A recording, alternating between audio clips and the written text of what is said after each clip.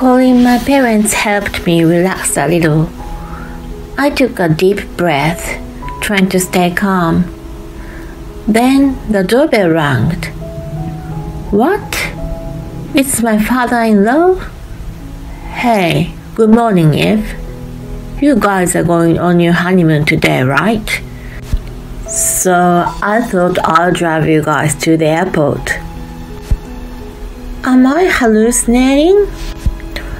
How come my father-in-law, who was rushed to the emergency room, is standing there talking to me? Didn't you get sick today? My name is Eve. I'm a 28-year-old office worker, and my boyfriend Chris just recently proposed to me. I was so happy, but to be honest, I feel like it took a long time. Because we've been dating since our senior year of high school. So we've been together for 10 years. After I graduated from junior college, I got a job and started living in an apartment by myself. Then 8 years ago, Chris started living in the apartment with me. We've been visiting each other's parents since we were in high school, and when we started living together, we told them about that. I got along with my in-laws quickly, and we went out to dinner a few times. When I was over 25 years old, I started to make a show of wanting to get married to him. But he said, it's only been 3 years since I graduated from college and started working. And why don't we just continue living together like this? He was not very positive about marriage. I told him that since I was already 28 years old, I was considering leaving him if our relationship wouldn't progress any further. Then a little while later, he finally asked me to marry him. I have told him many times about what I want to do at our wedding and about our honeymoon. He also said he wants to do what I want, and I took the lead in wedding preparations and honeymoon arrangements. After the wedding, all we had to do was to go on our honeymoon. Chris said he has some business to do at his parents' house before the honeymoon, so he went to stay at my in-laws' house. So I went to dinner with my parents. After I came back home, I took a bath and went to bed early. Before going to bed, I sent an SMS to Chris saying, I'm looking forward to our trip to Maldives starting tomorrow, and went to sleep. I slept really well, and I woke up feeling refreshed the next morning. I was sure I'll be able to enjoy my trip a lot. I was going to meet Chris at the airport, so I was getting ready alone. I was a little concerned, however, because the message I sent to Chris last night hadn't been read.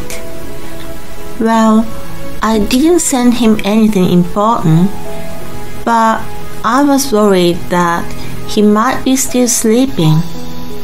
From my in-laws' house, it takes a long time to drive to the airport. Chris is the kind of person who takes a long time to get ready, so if he's not awake now, he'll be late. I was feeling a little worried when I received a phone call from Chris. Hi Chris, are you ready yet? He said something I didn't expect. Oh Eve, I'm sorry. My dad collapsed and had to be rushed to the emergency room. What? He's in the hospital right now and his condition isn't very good. So I'm sorry. I can't go on our honeymoon. Okay, but he looked fine at the wedding just a few days ago. Why? My mom and I were both surprised when my dad suddenly collapsed. We didn't expect that right before our honeymoon. It can't be helped. Yeah, but I don't want to waste the ticket, so why don't you go alone? No, it's our honeymoon. I can't go alone. Also, I can't go on a trip when your dad is sick. I'll visit him too. Where's the hospital? Oh, the doctor's here. I'll call you later. What? Wait. He must have been in a panic because he hung up the phone before telling me the hospital's name. So I had no choice but to wait for a phone call from Chris. I wondered if my father-in-law will be okay. Oh, I have to cancel the trip. Oh no, that should be later. I called my parents. They could hear the anxiety in my voice. They said they'd come to my house immediately.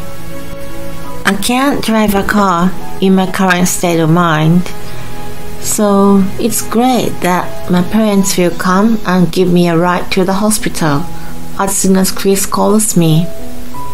Calling my parents helped me relax a little. I took a deep breath, trying to stay calm when the intercom rang. Who could it be? My parents' house is close to here, but it takes about 10 minutes by car. So there was no way my parents could be here. I opened the door and there was my father-in-law. What? How come you're here? Hey, good morning, Eve. You're on your honeymoon from today, right? I'll drive you to the airport. A cab will be a waste of money, and a train or bus will be inconvenient because of the large luggage, right? My father-in-law speaks very cheerfully and happily. Am I hallucinating? Why is my father-in-law, who was rushed to the hospital, standing and talking? Didn't you collapse today? Huh? Did I collapse? What are you talking about? Chris called me just now. Chris isn't here now? No. Then where's he on your honeymoon day? He said he had some business at your house yesterday and was staying there. No, he didn't come. What do you mean? I didn't know what was going on anymore. He didn't seem like he was lying. Does that mean Chris is lying? I immediately called him, but he didn't answer the phone. Then my parents arrived. My parents got out of the car in a panic, but were surprised to see my father-in-law standing normally in front of them. Hey, what's going on? I heard Chris's dad collapsed. My father-in-law said, Excuse me, it seems like my stupid son lied to Eve. He apologized to my parents. What the hell is he thinking? I thought Chris must be doing something bad. My father-in-law and my parents came inside the house and we set things straight. First of all, Chris didn't stay at my parents-in-law's house yesterday. That means he's doing something or going somewhere. My father-in-law was very furious that Chris lied that he collapsed. I thought Chris is probably telling my father-in-law that he's on his honeymoon with me. So I asked my father-in-law to call Chris. Then he answered the phone. Chris, where are you? I'm at the airport. It's almost time for boarding and I don't have time to talk to you.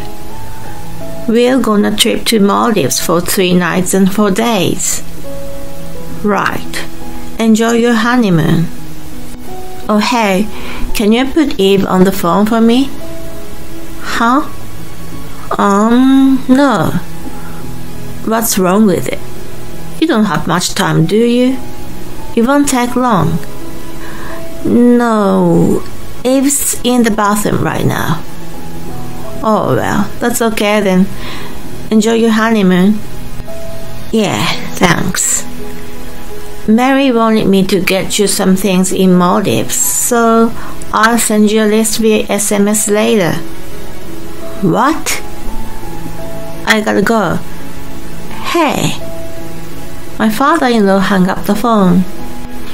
Then I researched the standard Maldivian souvenirs and made a list. Then my father-in-law sent it to Chris via SMS. Chris immediately read the message but didn't reply to my father-in-law. Then I received an SMS from Chris. I want you to go to Maldives alone. I replied, pretending that I don't know anything. What?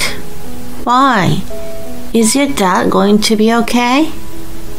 My dad seems to be okay for the time being, but I'm worried about him, so I'm going to stay at the hospital. I need you to go to Maldives. My mom wants some things from Maldives. I just sent you a list.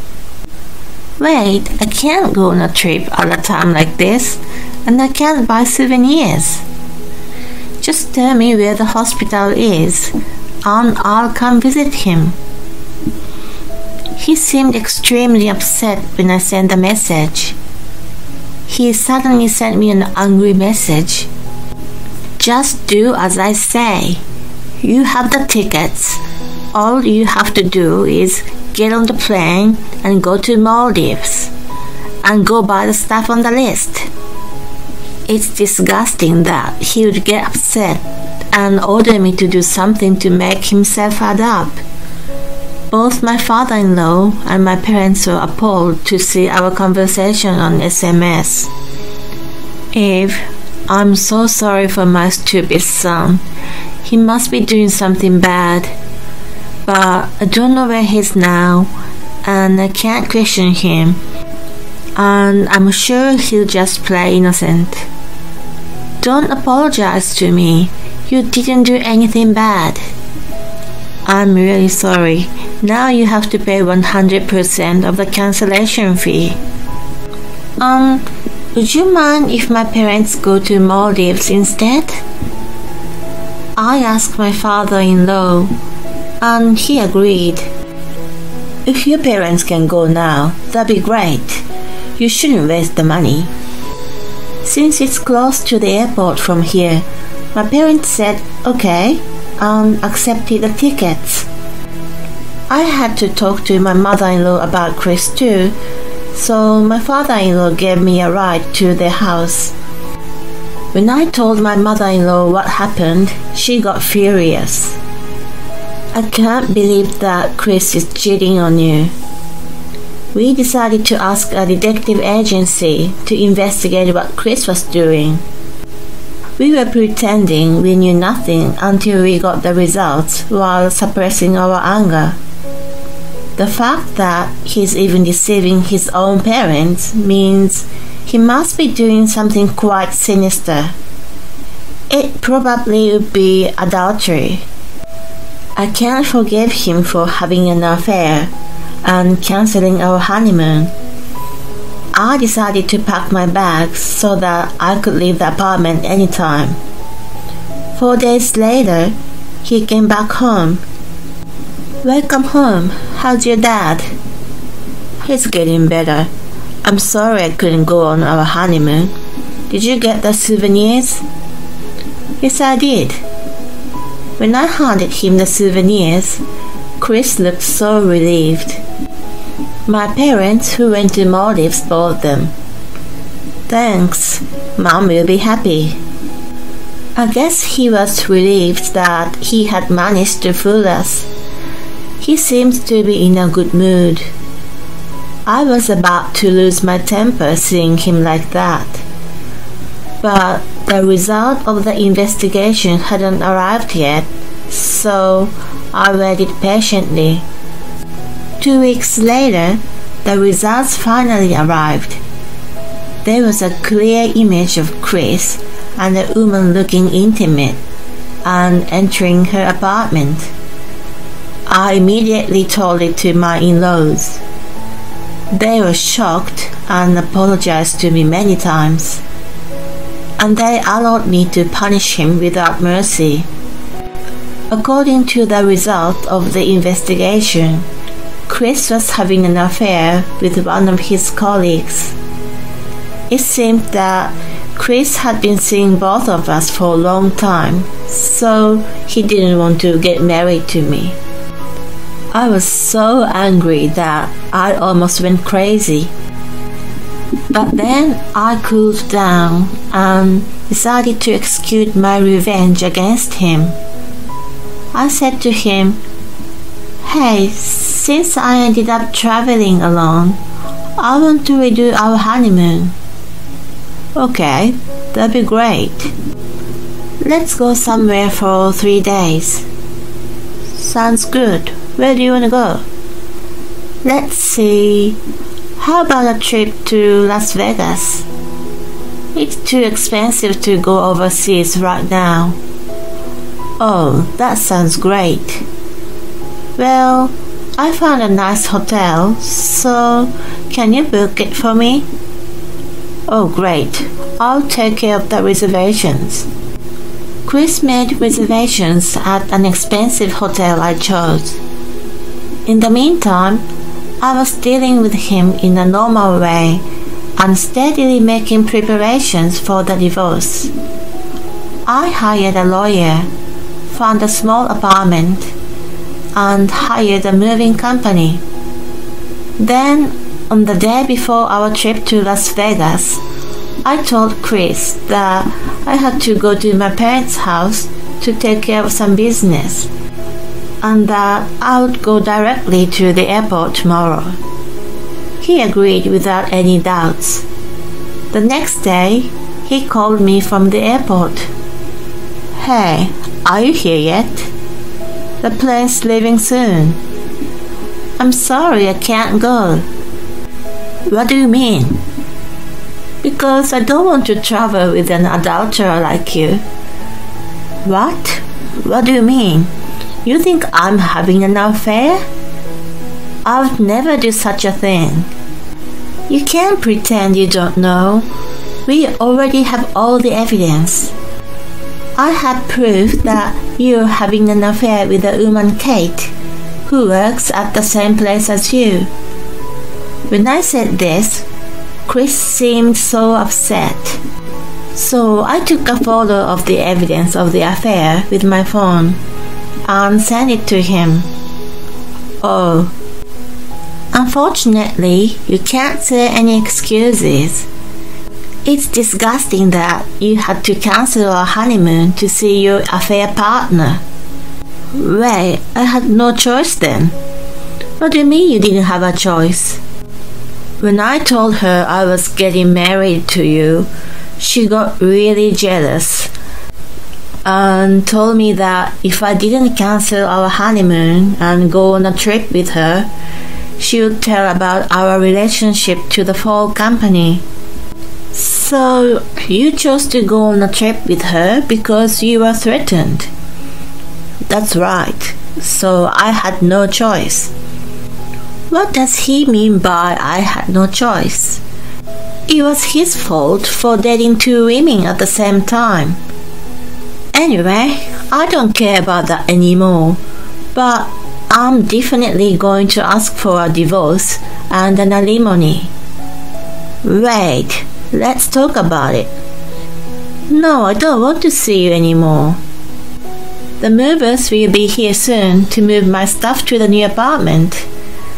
And all I have to do is go through my lawyer and demand that you fill out the divorce papers. What? Wait. I don't want a divorce. The person I love most in the world is you. I can't believe that. Believe me, let's go on a trip to Las Vegas together. It's a waste of money to cancel the trip. Oh, it's okay. The people who are going instead are on their way. What? It looks like they just arrived. Dad? Mom? What are you doing here?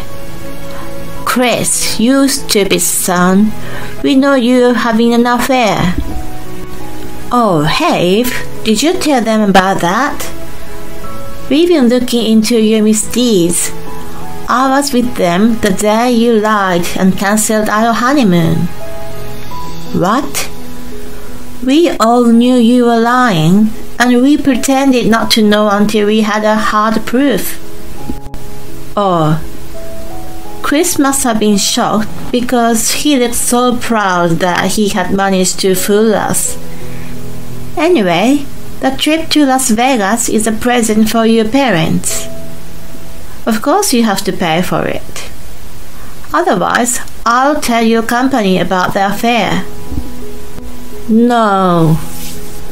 Chris gave the tickets to his parents right away. We'll talk about you after our trip, my father-in-law said. I want them to enjoy the trip. The mover came just after that, so they moved my stuff and I moved to my new apartment.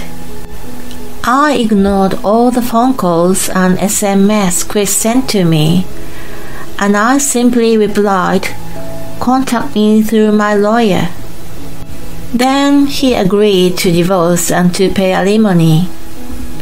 After the divorce was finalized and I received alimony, I told people at Chris's workplace about his affair.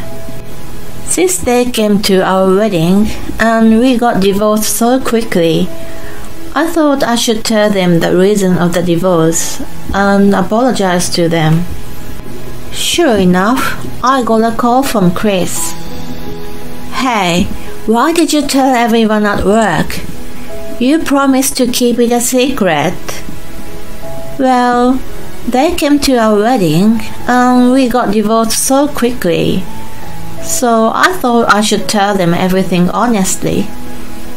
Well, it was your fault and you deserve it. Alright, bye. Hey. I hung up the phone. Apparently, Chris is getting the cold shoulder at work because of what he did. I also told that to all of his former classmates, so he's lost a lot of friends. I'm happy to know that he's in trouble. I blocked him from contacting me. Now I'm living in an apartment and enjoying the single life. I'm only 28 years old and my life is just beginning. I'm going to do a lot of things I want to do and hope I'll get a great boyfriend. He was a lousy goofball. If you're too charming, don't get married, or rather don't date more than one person at a time. I'm glad that her in-laws are decent people. I hope she can get married with a wonderful man next time. Thank you for watching. Please subscribe to our channel if you like. See you in the next video.